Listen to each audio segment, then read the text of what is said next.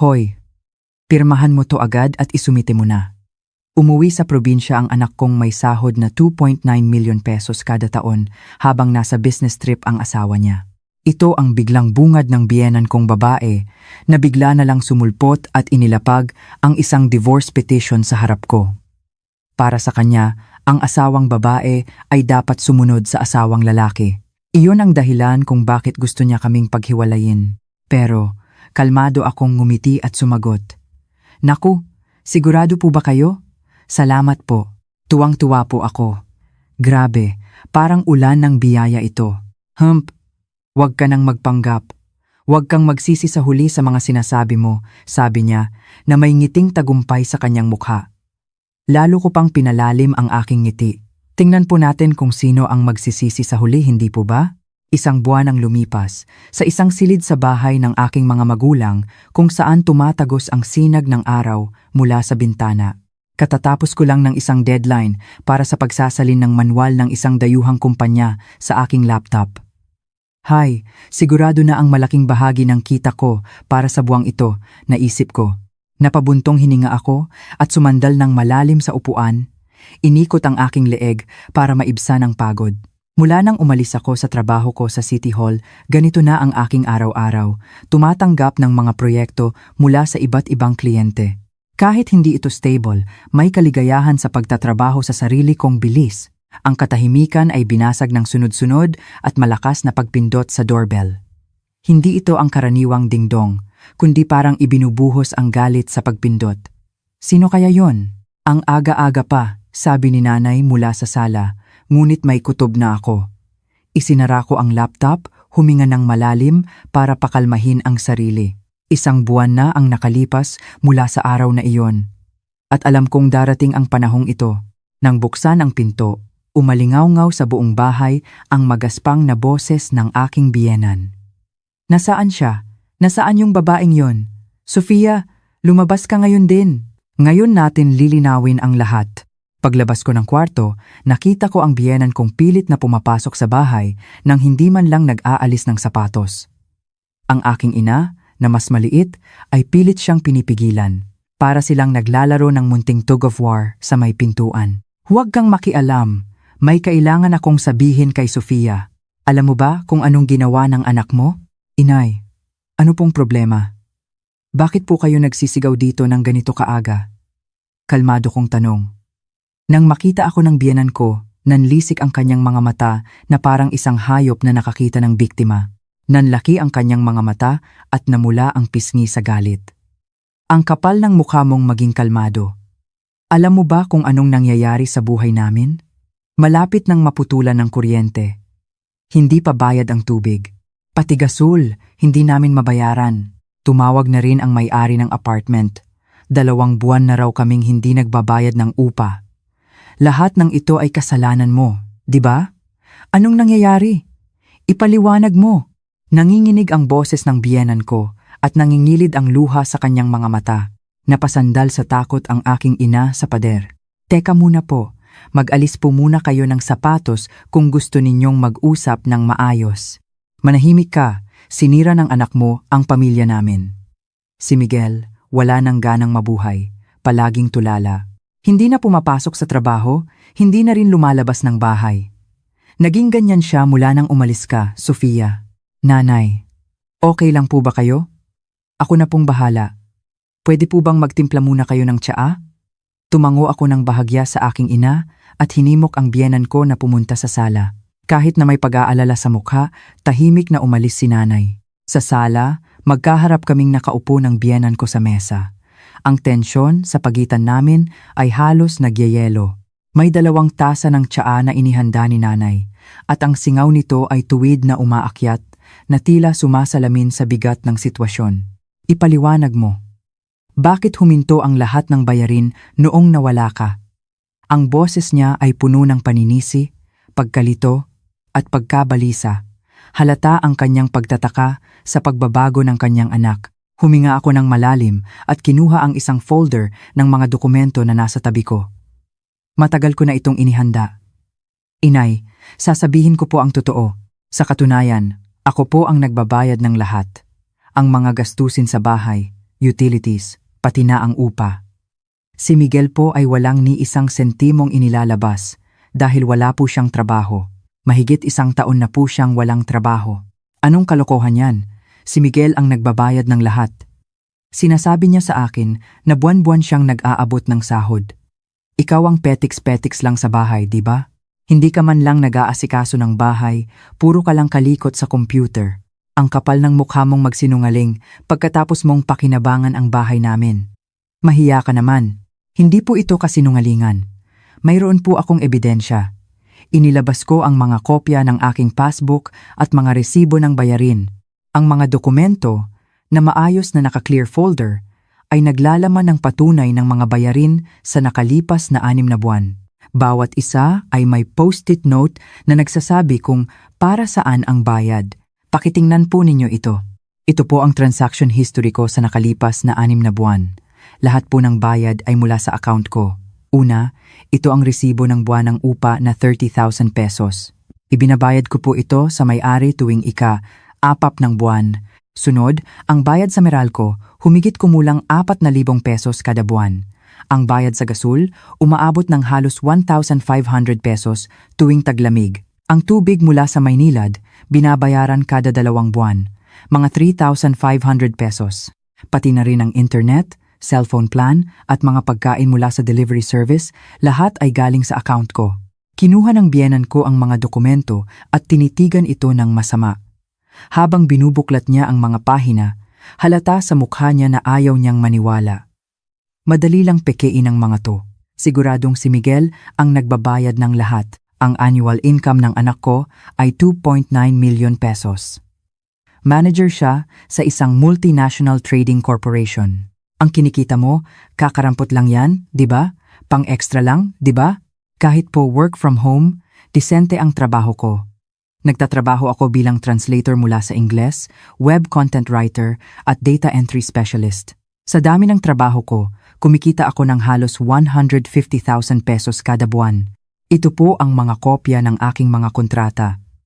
At ito naman ang mga patunay ng mga pumapasok na bayad sa account ko. Lahat ay dokumentado. Sunod-sunod kong inilabas ang mga papeles. Ilang buwan ko na itong pinaghandaan. Dahil alam kong darating ang araw na ito. Hindi ako naniniwala. Sinungaling. Isa ka lang palamunin. Pabigat ka sa anak ko. Sabi ni Miguel, wala ka raw ginawa kundi magtrabaho para sa sarili mo ni hindi mo man lang siya maasikaso. Siya raw ang bumubuhay sa'yo, pero wala kang utang na loob. Araw-araw siyang nagtatrabaho hanggang gabi, pati weekend pumapasok, tapos para lang sa isang babaeng tulad mo? Hindi ko to matatanggap. Pataas ng pataas ang boses niya, nanginginig sa galit. Iyon ay ang pagtanggi niya sa katotohanang guguho na ang mundong pinaniniwalaan niya. Dahil sa sigaw niya, sumilip ang aking ina mula sa kabilang kwarto. Kitang-kita sa mga mata niya ang pagnanais na protektahan ako. Ngunit hindi siya makapagsalita ng matapang sa mas matandang biyenan. Sumenyas ako sa kanya na okay lang ako. Inay, naiintindihan ko po ang nararamdaman ninyo. Ang pagnanais na maniwala sa inyong anak, ang ayaw ninyong pagdudahan ang mga salita niya, normal po yan. Pero hindi po mababago ng damdamin ang katotohanan. Nabubuhay po kami sa perang pinaghirapan ko. Kung gusto niyo po talagang malaman ang totoo, tanungin natin mismo si Miguel. Saglit na natigilan ang biyenan ko, pero agad ding bumalik ang kanyang tapang. Oo, yan ang maganda. Tawagan natin si Miguel para malaman ang mga kasinungalingan mo. Ang anak ko ang aking karangalan. Hindi ko hahayaang masira siya ng isang babaeng tulad mo. Sige po, mag-usap tayong tatlo. Maghanda po kayo, inay. Sa oras na yon, lahat ng kasinungalingan ay mabubunyag. Iyon ang huli niyang sinabi bago tumayo. May gusto pa siyang sabihin. Pero pinigilan na lang niya at mabilis na lumabas. Nang sumara ang pinto, bumalik ang katahimikan. Pumasok si nanay sa sala na may pag-aalinlangan.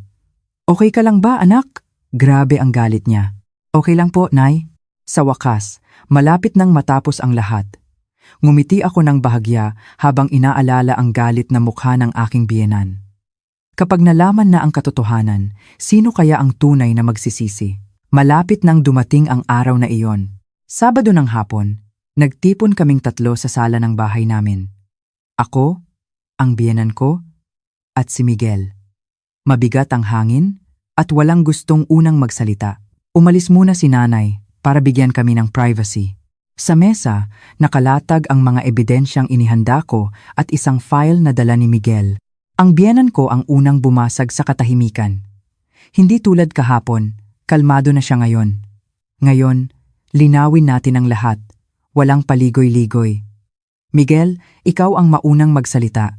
Pinagkakalat ng asawa mo na wala ka raw trabaho. Ipaliwanag mo ng maayos. Nakakrus ang mga braso ni Miguel at mukhang pagod. May maitim na bilog sa ilalim ng kanyang mga mata at hindi na gaanong ahit. Pero ngayon, nakasuot siya ng maayos na suit. Tiningnan niya ako saglit bago bumuntong hininga. Hindi ko maintindihan. Bakit ka nagsisinungaling, Sofia? Ako naman ang nagbabayad ng lahat ng gastusin, di ba? Mula nang ikasal tayo, ako na ang sumusuporta sa pamilyang to. Gabi-gabi akong nag-overtime, pati weekend pumapasok ako.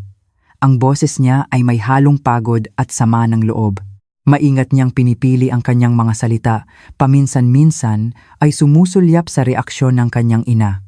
Umaarte siyang biktima ng isang di makatarungang sitwasyon. Tama yan, ako ang nakakaalam kung gaano ka kasipag.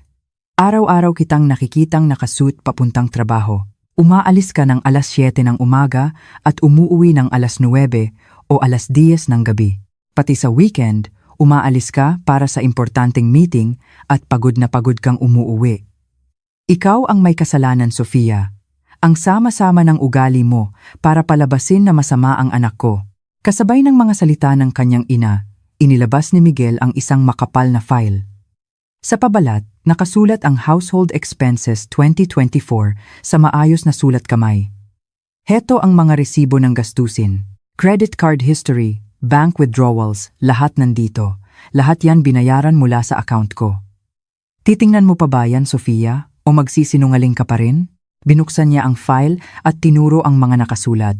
Sa loob, maayos na nakasalansan ang mga peking bank statements, credit card bills at mga resibo ng bayarin. Tingnan mo, kuryente, 6,842 pesos. Gas, 9,217 pesos. Tubig, 7,430 pesos. Komunikasyon, 12,860 pesos. Upa, 30,000 pesos.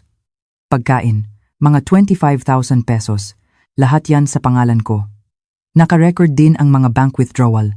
Ako ang nag-ayos ng lahat sa Meralco, sa kumpanya ng gas at sa real estate company. Isa ka lang sa mga nakapangalan doon. Sumilip ang biyenan ko sa file at tumango ng may kasiyahan. Iniiwasan niya ang tingin ko at nakatutok lang sa mga dokumento. Ayan, kita mo na, Sofia. May ebidensya pa. Ang sama mo talaga. Kaya pala huminto ang bayarin. Dahil sa galit mo. Nagalit ka dahil tinawag kitang palamunin, kaya gusto mong gumanti. Sofia, hindi naman kita sinisisi.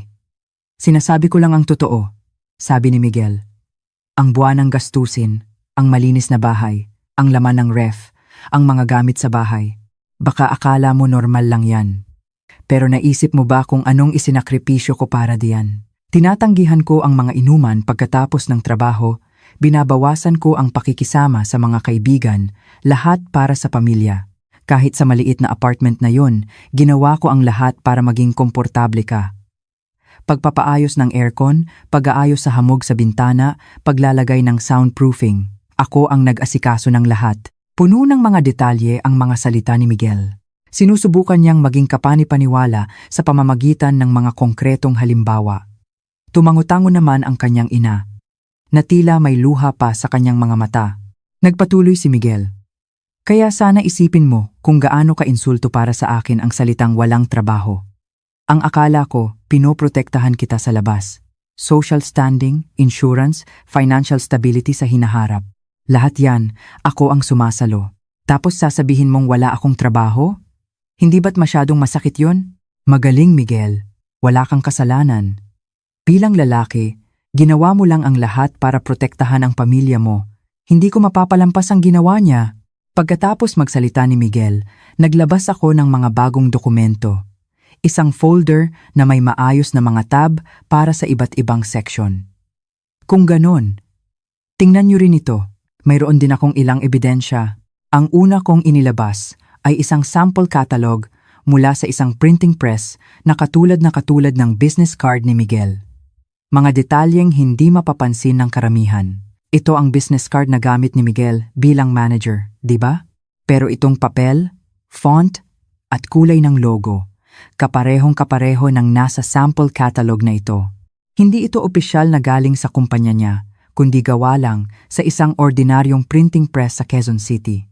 Makikita rin ang order number ng card. Ginawa ito sa isang maliit na imprenta. At ang nag-order ay si Miguel. Ang petsa ng order ay noong Mayo 15 ng nakaraang taon. Sunod, inilabas ko ang isang Certificate of Non-Coverage mula sa SSS, isang opisyal na dokumento na mahirap pekain. At ito naman ang SSS Certificate ni Miguel. Kinuha ko ito sa SSS at nagpapatunay na kasalukuyan siyang hindi empleyado ng kahit anong kumpanya. At ito naman ang kanyang record mula sa Public Employment Service Office, Peso ng DOLE. Malinaw na nakasulat ang kanyang ID number. May record na mahigit 1 taon na siyang naghahanap ng trabaho. Nakita kong namutla si Miguel. Nagsimulang manginig ang kanyang mga kamay at umiwas siya ng tingin sa mga dokumento. Tingnan din natin ang bank transaction history. Ang font at layout ng bank history na ipinakita ni Miguel ay iba sa opisyal na format. May mga maling espasyo at iba ang kulay ng logo. Ito ang tunay na bank statement. Ang klase ng font, ang posisyon ng header, lahat ay magkaiba.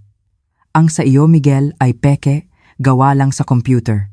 Napanganga ang biyenan ko at paulit-ulit na tiningnan ang mga ebidensya sa kanyang kamay. Nagsimulang manginig ang kanyang mga kamay at namutla siya. Teka, peke lahat to? Hindi totoo to, di ba? Hindi sumagot si Miguel at nakayuko lang. Sunod, binuksan ko ang isang email sa aking smartphone. Ito ang mga email ng billing notice para sa mga utilities. Lahat yan ay ipinadala sa aking email address. Ang pangalan sa kontrata ay sa akin.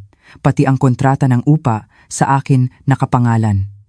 Si Miguel ay nakalista lang bilang guarantor. At ito naman ang aking proof of income. Kahit work from home, may mga formal akong kontrata sa iba't ibang kumpanya at nagfa-file ako ng income tax.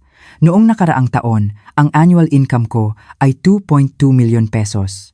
Sapat para buhayin kaming dalawa.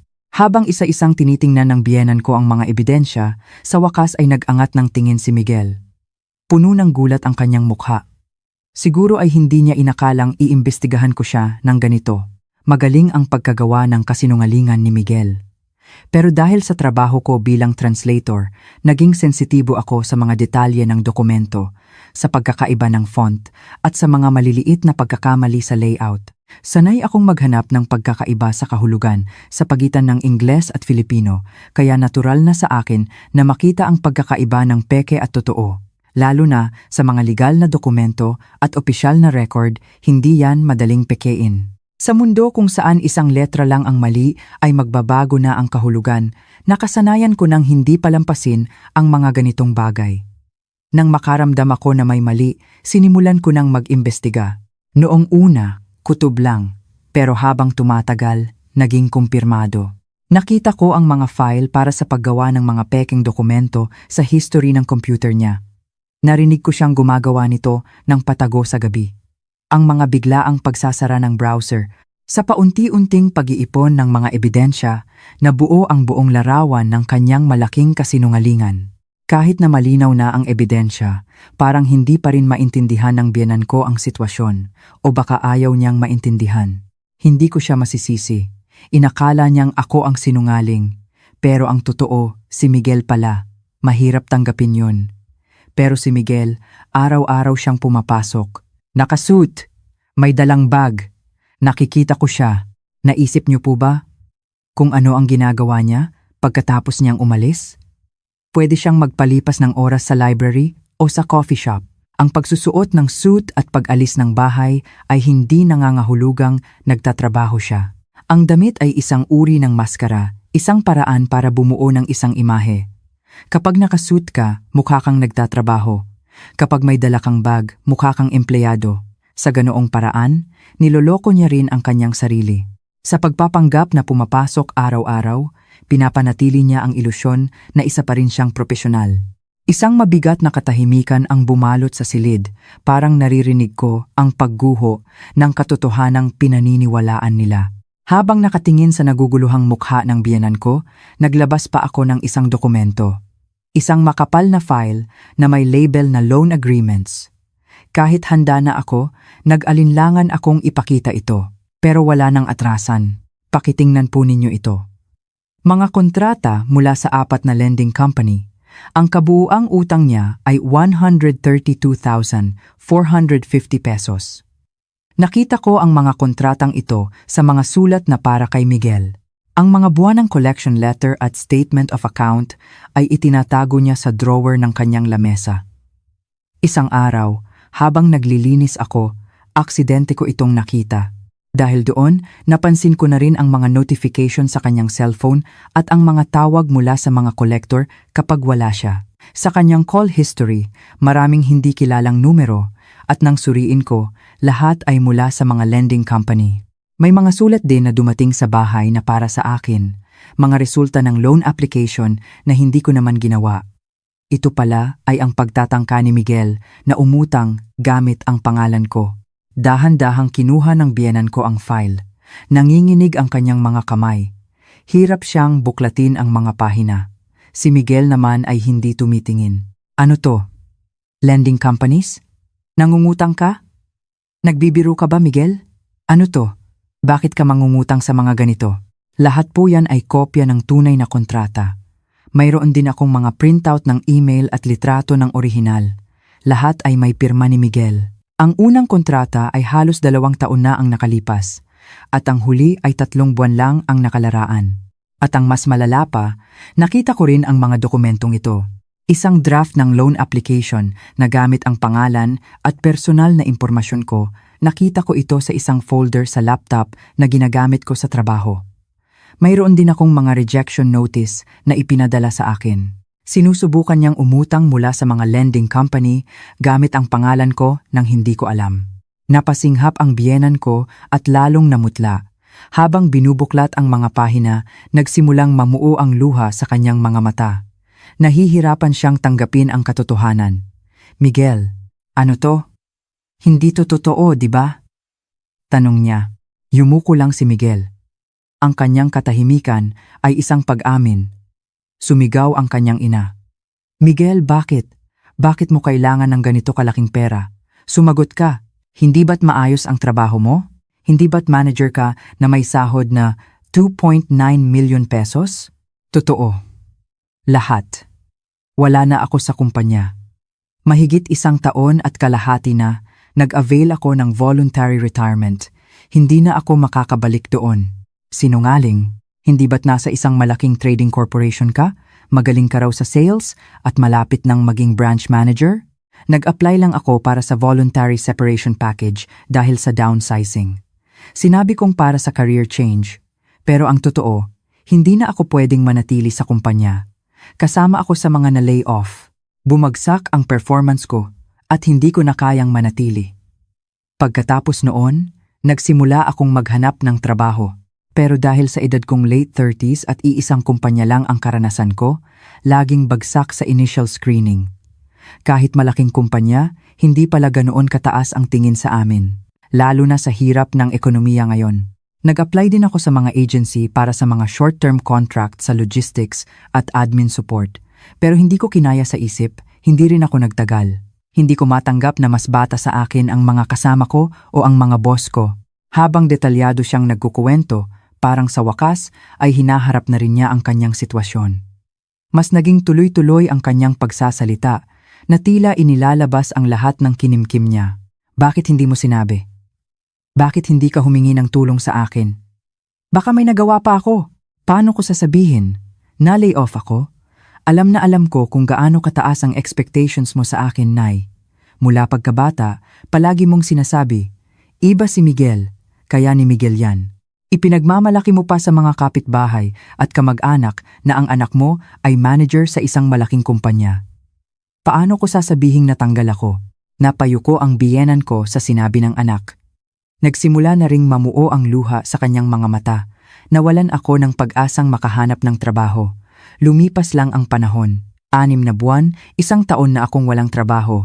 Noong una, ginagamit ko ang ipon ko para sa gastusin. Pero ang ipon ko bago kami ikasal, kakarampot lang. Nagsimula akong gumamit ng credit card hanggang sa lumaki na nang lumaki ang utang ko. Sa huli, nangutang na ako sa iba't ibang lending company at umabot na sa halos 800,000 pesos. Dahil wala akong kita, hindi ako makabayad. Pinapa-extend ko lang ang due date at nagbabayad ng minimum. Samantala, nagsinungaling ako kay Sofia na okay ang lahat, na na-promote pa ako. Palagi kong sinasabi na ako ang bumubuhay sa pamilya. Tinawag ko siyang palamunin. Pero araw-araw, gaya ng hula ko kanina, nagpapalipas ka ng oras sa library o sa coffee shop, nagbubukas ng laptop at nagpapanggap na nagtatrabaho. Minsan, totoong naghahanap ako ng trabaho, pero kadalasan, nakaupo lang ako. Pag-uwi, umaarte akong pagod. At habang ginagawa niya yan, ako naman ay nagtatrabaho sa bahay. Kahit work from home, mahigit 8 oras akong nakaharap sa computer araw-araw. Tumatanggap ako ng lahat ng trabahong kaya ko para masuportahan ang pamilya natin. Pero hindi niyo po iyon kinilala, Inay. Matagal ko nang pinag-iisipan ang makipaghiwalay bago niyo pa man ibigay ang divorce petition.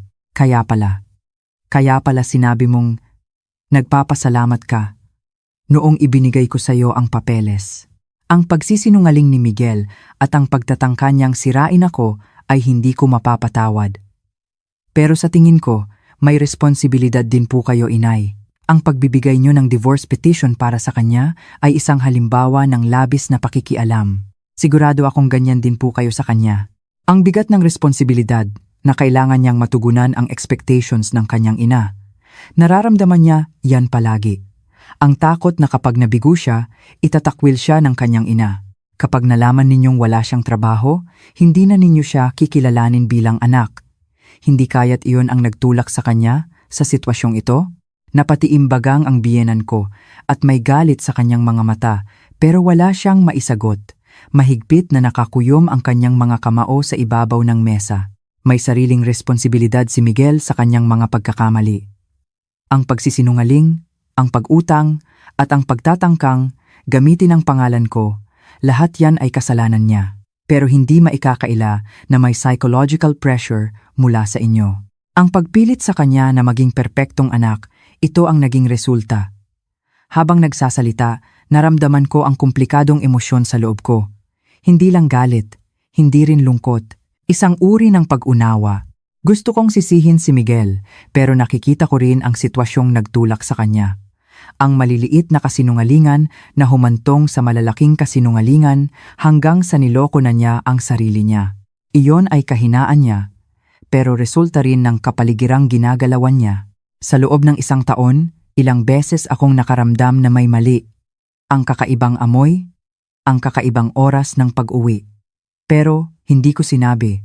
Ang pagtitiwala, minsan ay nangangahulugan ng pagbubulag-bulagan. Baka iyon ang nagbigay daan para lumaki ang kanyang mga kasinungalingan.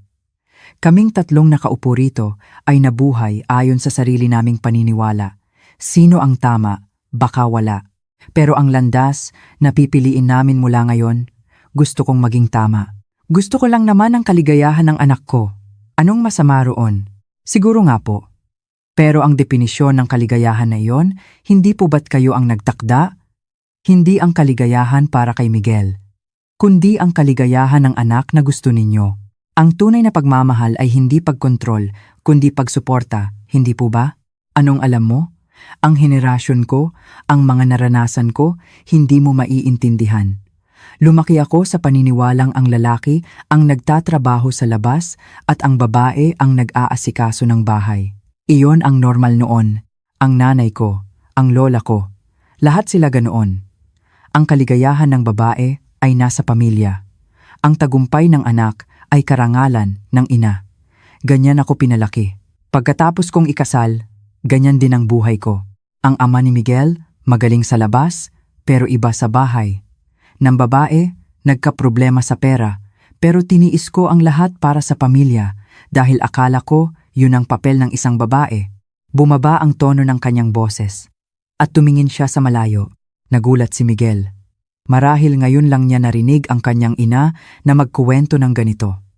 Sa gitna ng lahat ng yon, ang tagumpay ng anak ko ang tanging achievement ko. Ang maipagmalaki sa mga kamag-anak, kapitbahay at kaibigan na ang anak ko ay nasa magandang kumpanya na umaasenso siya. Iyon ang karangalan ko. Si Miguel ang lahat sa akin.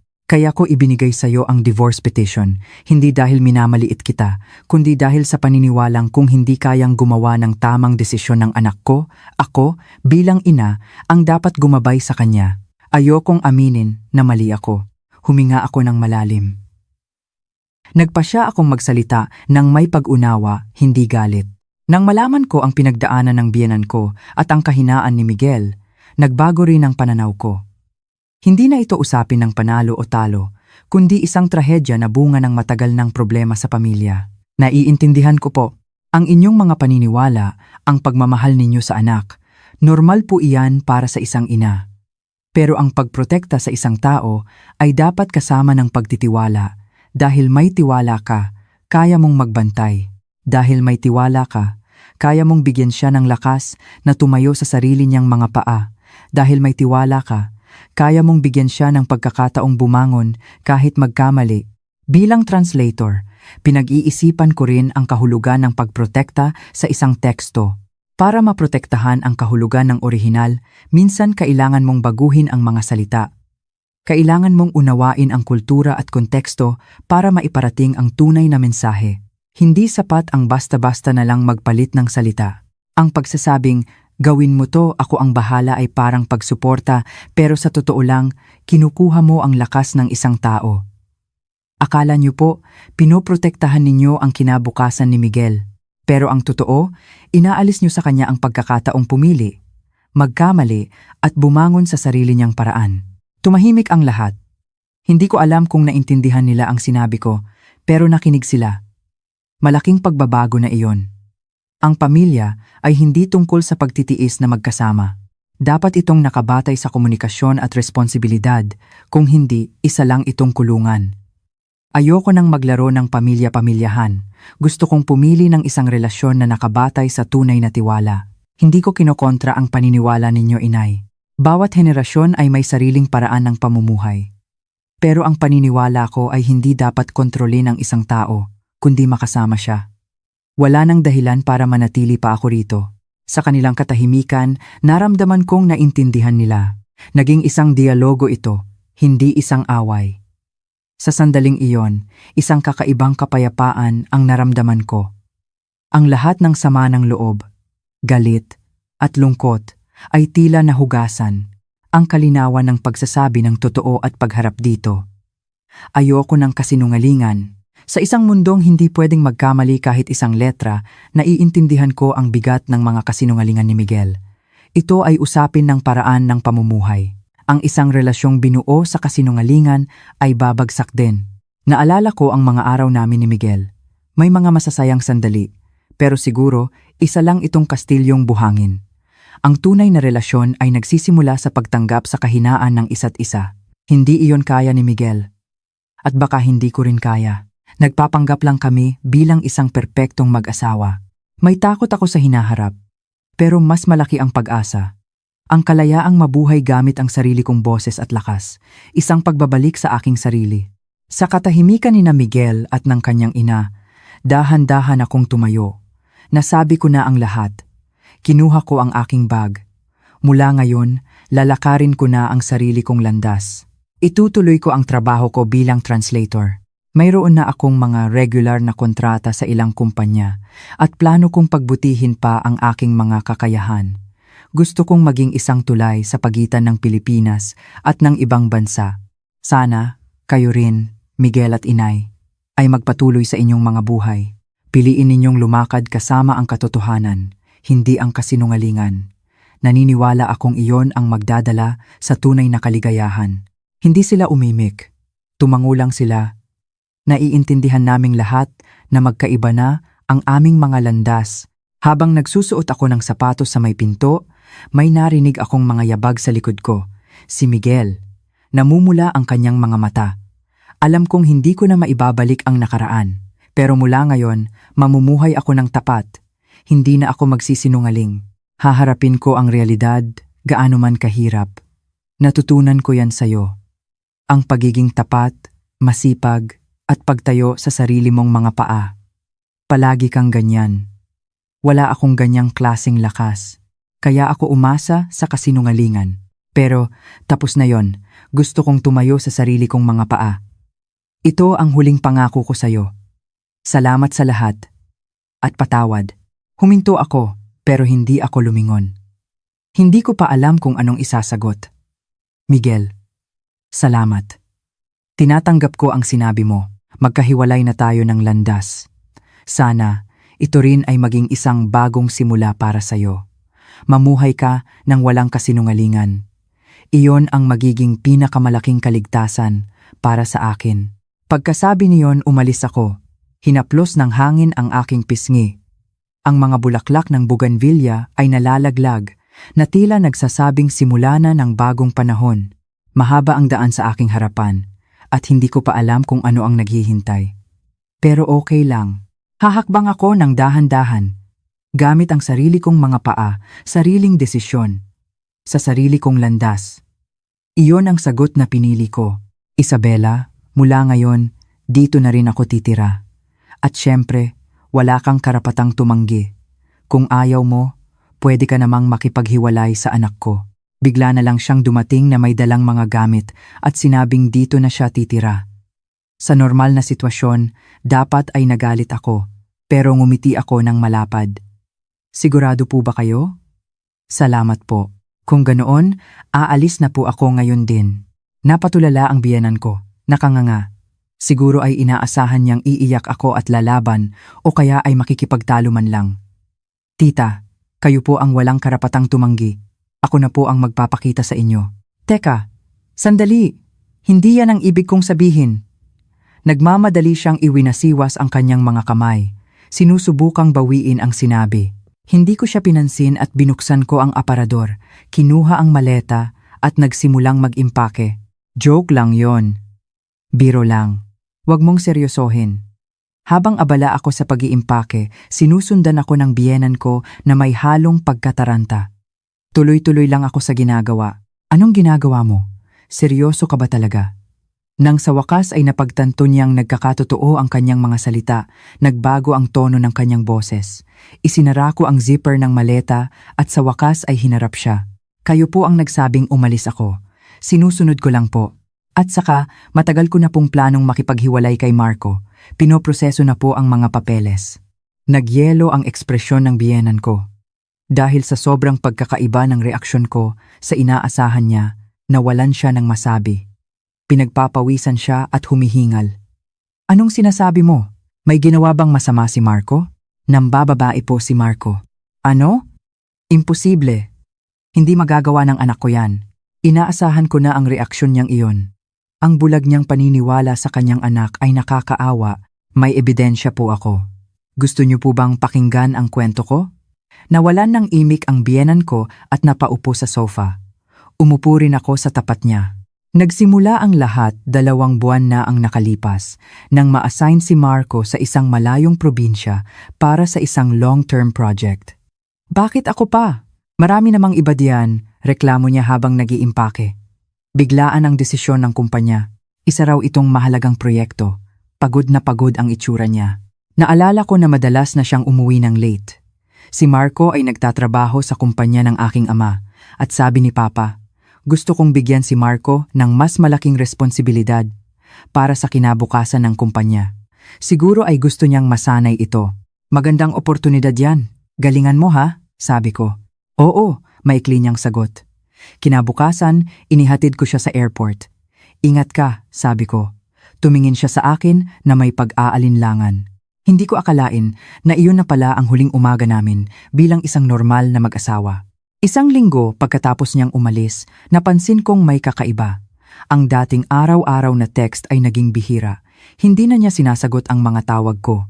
Minsan, hindi man lang sinisin. Kung sumagot man, maikli lang. Busy ako.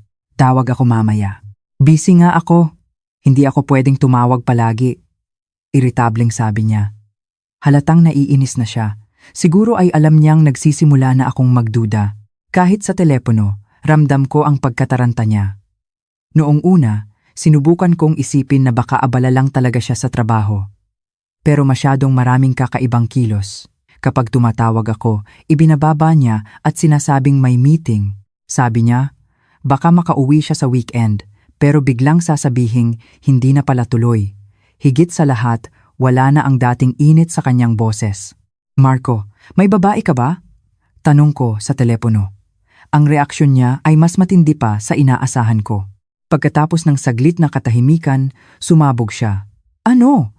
Bigla-bigla ka na lang mag-aakusa ng walang basehan. Hindi ako makapaniwala. Siya pa ang nagalit at sinisi ako. Ganyan ka, kaya ayaw ko sa'yo. Ang kulit-kulit mo. Pagod na nga ako sa trabaho, tatanungin mo pa kung saan ako galing, sino kasama ko. Kahit uminom lang kasama ng mga kaibigan, iimbestigahan mo pa. Sinusubukan mong tingnan ang cellphone ko. Nakakasakal. Kailangan din ng lalaki ng kalayaan. At saka, bakit naman ako mambababae? May asawa akong tulad mo, bakit ako magririsiko? Wala ka talagang tiwala. Hindi ko inaasahang ganito niya ako sisisihin. Hindi ko naman siya kinukulit. Sa katunayan, kapag umuuwi siya ng late, sinasabi ko pa, pagod ka na siguro sa trabaho. Iba ang sinasabi niya sa katotohanan. Pinalalabas niyang ako ang masama. Dahil sa reaksyon niyang iyon, mas lalo akong nakumbinsi. Ilang araw ang lumipas, may natanggap akong hindi inaasahan. Kung ganyan ka magduda, heto, bahala ka na. Isang sobre na ipinadala sa LBC. Sa loob, isang pirmadong divorce petition. May kasamang maikling sulat. Masaya ka na? Tahimik kong itinago ang divorce petition sa drawer. Hindi ko pa alam noon na ito ang magiging sandata ko. Kinabukasan, naalala ko na si Mr. Santos, isang pinagkakatiwalaang empleyado sa kumpanya, ay nasa parehong lugar kung nasaan si Marco. Si Mr. Santos ay pinagkakatiwalaan ni Papa at matagal ko na ring katrabaho. Dahil matino at tapat siya, alam kong magiging objektibo siya. Hello, Mr. Santos? Pwede po ba tayong mag-usap sandali? Ano po iyon, Ma'am Isabela? Kasi po, ang lamig ng pakikitungo ni Marco sa akin. Baka po may alam kayo diyan. Kahit nahihiya, sinabi ko ang totoo. Wala na akong ibang malalapitan. Sige po, Ma'am. Susubukan ko pong magmasid. Babalitaan ko po kayo agad kung may mapansin ako. Nabuhayan ako ng loob. Kung may malaman ako, malalaman ko kung anong gagawin. Gusto kong malaman ang totoo. Ilang araw ang lumipas, tumawag si Mr. Santos. Kahit may kutob na ako, masakit pa rin ang ibinalita niya. Ma'am Isabela, mahirap pong sabihin ito. Pero kagabi po, nakita ko si Marco na kasama ang isang babaeng empleyado mula sa isang partner company. Pagkatapos nilang kumain, pumasok po sila sa kondo ng babae. Napasinghap ako, pero pinilit kong maging kalmado. Salamat po. May ebidensya po ba kayo? Kinunan ko po ng litrato. Ipapadala ko po sa inyo kung gusto ninyo. Sige po, pakipadala. Ilang minuto lang. Dumating ang mga litrato sa cellphone ko. Nanlamig ang buo kong katawan. Nakita ko si Marco na nakaakbay sa isang batang babae, masayang pumapasok sa isang kondo. Nakasuit siya, nakahawak sa bewang ng babae, at tumatawa. Isang ekspresyong hindi ko pa nakita sa kanya. Ang babae po ay mula sa marketing department ng partner company namin. Ayon sa mga staff dito, madalas daw po silang magkasama, dagdag ni Mr. Santos. Naging mas malinaw ang lahat. Hindi ito isang beses lang na pagkakamali. May relasyon sila. Sige po. Maraming salamat. Pagkatapos ng tawag, matagal kong tinitigan ang mga litrato. Kinuha ko ang divorce petition mula sa drawer. Ang bagay na ipinadala niya para takutin ako ay naging sandata ko. Buo na ang desisyon ko, kaya ganoon po ang nangyari. Pagtatapos ko. Ang biyenan ko ay tulala. Imposible. Ang anak ko. Nanginginig niyang sabi. Kalmado akong nagpatuloy. Nakausap ko na po ang abogado. Inayos ko na rin ang mga ebidensya. Sinabi ko na rin po lahat kay Papa. At nagpasya siyang tanggalin agad si Marco sa trabaho. Tanggalin? Ang testimonya at mga litrato mula kay Mr. Santos ay naisumite na bilang manugang ng presidente. Ang ganitong iskandalo ay isang malaking problema para sa reputasyon ng kumpanya. Mas inuuna ni Papa ang kumpanya, kaysa sa pamilya. Ipinakita ko sa kanya ang litrato sa cellphone ko. Tinakpan ng biyenan ko ang kanyang bibig. Kailangan ko na lang pong harapin si Marco, ipakita ang ebidensya, at isumite ang divorce petition. Wala nang imik ang biyenan ko. Ang dating matapang na anyo ay napalitan ng kahinaan. Tumayo ako at kinuha ang maleta. Tita, nagpapasalamat po ako sa pagpunta ninyo rito at sa pagsasabing umalis ako.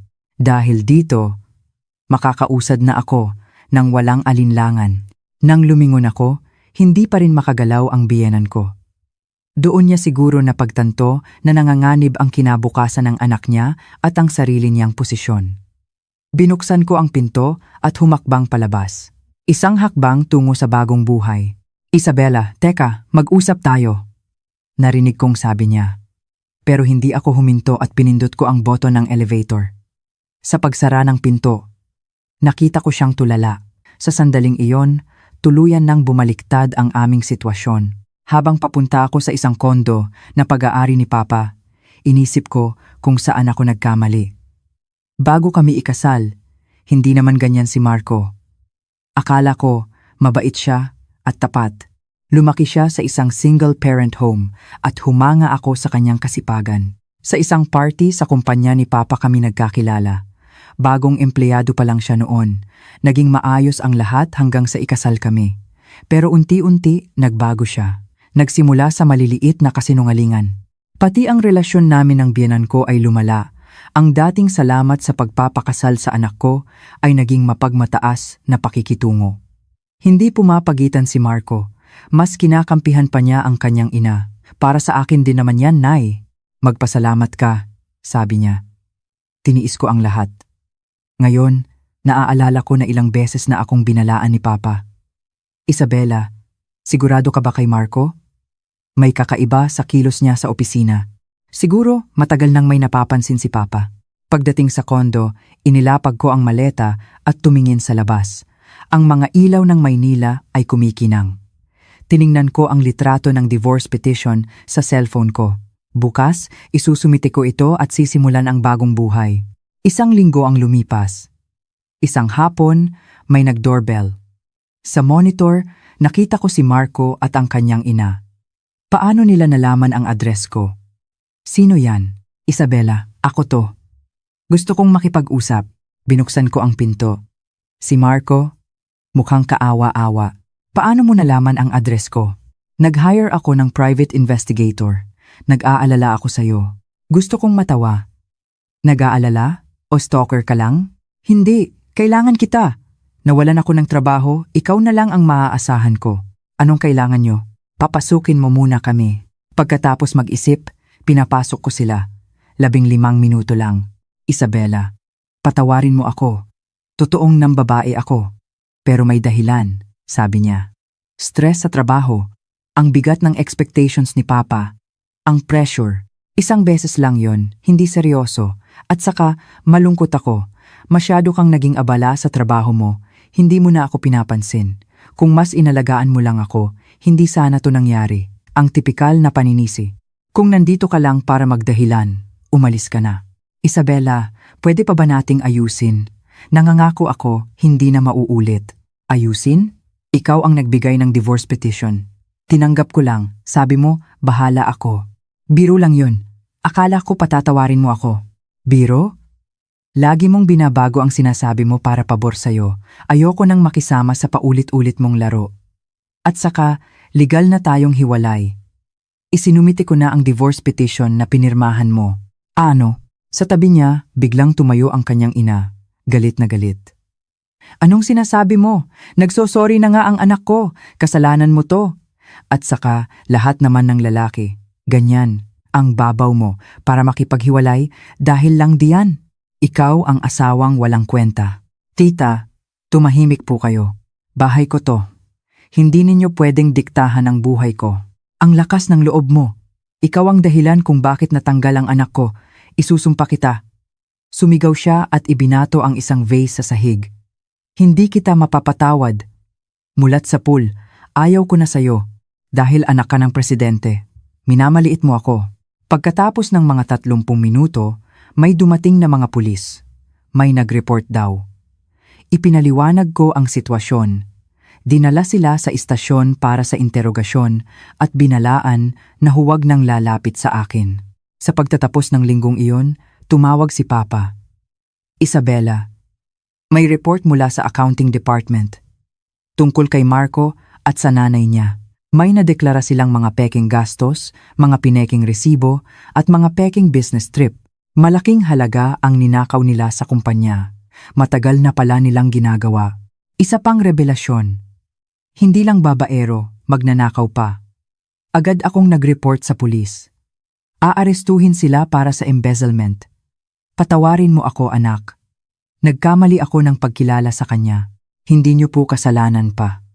Tayong lahat ang niloko niya. Hindi. Responsibilidad ko pa rin. Pero ikaw, anak, naging matatag ka. Proud ako sa'yo. Ang mga sumunod na araw ay parang katahimikan pagkatapos ng bagyo. Nabalitaan kong nahatulan si Marco ng may probation. Pero nawalan siya ng lahat at baon sa utang. Ang kanyang ina naman ay na-stroke dahil sa stress at naging bedridden. Naging problema sila sa kanilang komunidad. 6 na buwan ang lumipas. Isang hapon, nagkasalubong kami. Si Marco, gusgusin, at ang kanyang ina, nakatungkod. Isabela, tulungan mo kami. Hindi na namin kaya, umiiyak na sabi ni Marco. Marco, hindi na tayo magkakilala, sagot ko. Patawarin mo kami, sabi ng kanyang ina. Naiinggit ako sa'yo. Sa pamilya mo, sa buhay mo. Inagaw mo sa akin ang anak ko. Mali ako. Patawad. Tapos na po ang lahat. Mula ngayon, mabubuhay ako para sa sarili ko. Hindi na ako galit, pero magkaiba na ang landas natin. Umalis ako at hindi na lumingon. 3 buwan pa ang lumipas, tinawag ako ni Papa. Isabela, gusto kong ikaw na ang pumalit sa akin sa kumpanya. Mayroon kang talino, katatagan, at higit sa lahat, katapatan. Si Mr. Santos mismo ang nagrekomenda sa'yo. 1 taon pagkatapos noon, ako na ang nakaupo sa silya ng presidente. Isang araw, mula sa bintana, nakita ko ang mga construction worker sa kabilang gusali. Isa sa kanila si Marco. Payat, maitim, pero mukhang panatag. Tahimik siyang nagtatrabaho. Wala akong naramdaman. Galit, lungkot, o awa. Wala. Ma'am President, heto na po ang mga dokumento para sa bagong proyekto, sabi ni Mr. Santos na ngayon ay Executive Vice President na. Salamat Mr. Santos, tingnan natin. Inalis ko ang tingin ko kay Marco at hinarap ang aking trabaho. Ang nakaraan ay nakaraan na. Ang buhay ko ay matagal nang umuusad. Hoy,